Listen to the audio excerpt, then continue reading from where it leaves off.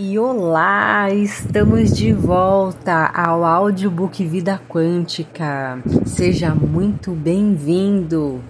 Esta não é uma aula comum, é uma aula complementar.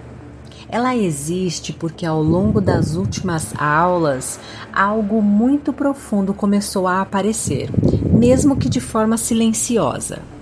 Nós falamos sobre luz, matéria, onda, partícula, observador. E talvez você tenha sentido que a física começou a tocar algo maior do que fórmulas. Hoje, a proposta é integrar tudo isso. Vimos que a luz não é apenas luz. Ela se comporta como onda e como partícula. Vimos que no experimento da dupla fenda, a matéria se comporta de forma diferente quando é observada. Isso colocou um cheque em uma das ideias mais antigas da ciência, a de que o universo existe da mesma forma, independente de quem observa. E foi exatamente nesse ponto que a física clássica começou a falhar. Em 1935, um físico chamado Erwin Schrödinger decidiu mostrar o quão estranho tudo isso havia se tornado. Ele fez um experimento real. Ele criou um experimento mental, um paradoxo. O famoso gato de Schrödinger. A ideia era simples, mas perturbadora. Se as leis quânticas valem para partículas, por que não valeriam para sistemas maiores? E se valerem, quando exatamente a realidade se define? O gato não é o ponto central dessa história. O ponto central é este. Antes da observação, a realidade existe apenas como possibilidade.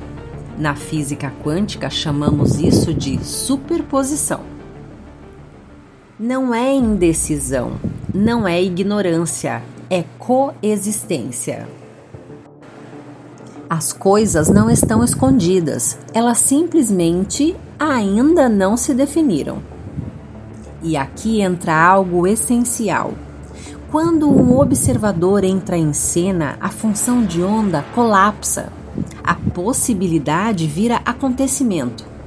A pergunta que ecoa até hoje é: o colapso acontece por causa do instrumento ou por causa da consciência? A física ainda debate isso. Se a realidade só se define no ato da observação, o que isso diz sobre o tempo? Será que o passado já está realmente definido? Será que o futuro ainda não existe?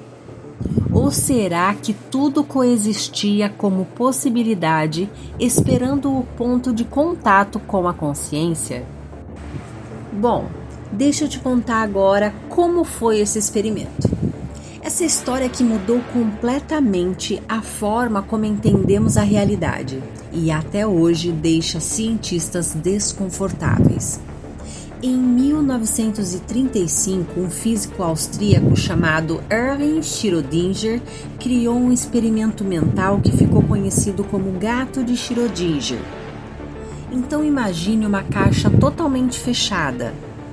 Dentro dela há um gato, um frasco de veneno, um detector e um átomo radioativo.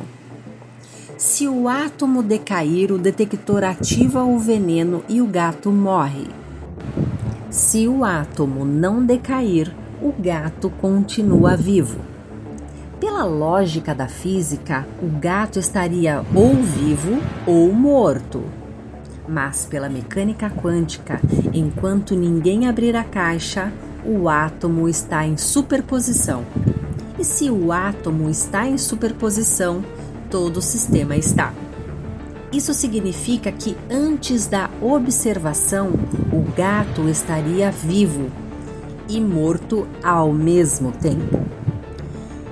E aqui surge a pergunta mais perturbadora da ciência. A realidade só se define quando alguém observa. Será isso mesmo? Bom, Schrödinger criou esse paradoxo não para provar que o gato está vivo e morto, mas para provar o quão estranha e incompleta era a interpretação da física naquele momento. O problema não é o gato, o problema é a consciência. E essa ideia nos leva a algo ainda mais profundo. Se a realidade só se define na observação, qual o papel da consciência no universo? É isso que vamos aprofundar nas próximas aulas.